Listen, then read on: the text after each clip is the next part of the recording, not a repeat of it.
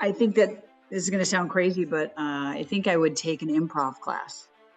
Um, that was never something I thought of when I was younger, but the more I think about um, how to approach things in a yes and way, that's sort of the core of improv is yes and be able to leapfrog off of that and to be curious and to be able to be agile, not so fixed. I think an improv class would be really intriguing, and I think it probably goes against the vein for many surgeons who are very, very clear about what they can do and very sort of a fixed mindset in a very, very deep area of study.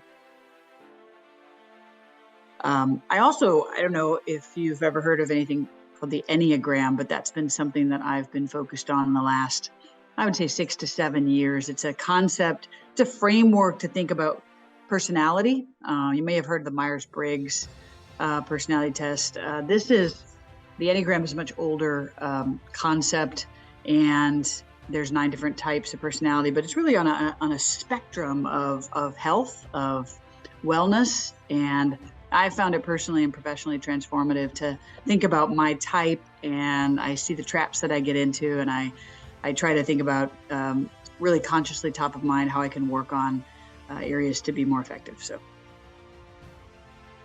in orthopedic surgery anyway, where I am, it's maybe a 35-year career or 30-year career. You finish training, most people are somewhere in their early 30s.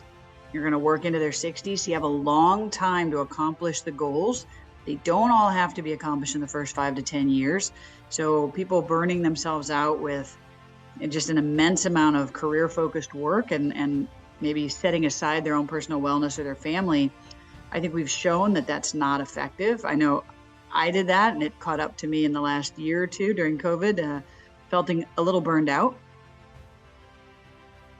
Keep your eye on the prize and know that it's going to still take as many reps as it would someone else who got there faster. So if you're going to go there slower, it's going to take you a little while. You still have to get through those reps of surgical skill set building and, working through organizations toward leadership. It just doesn't happen immediately.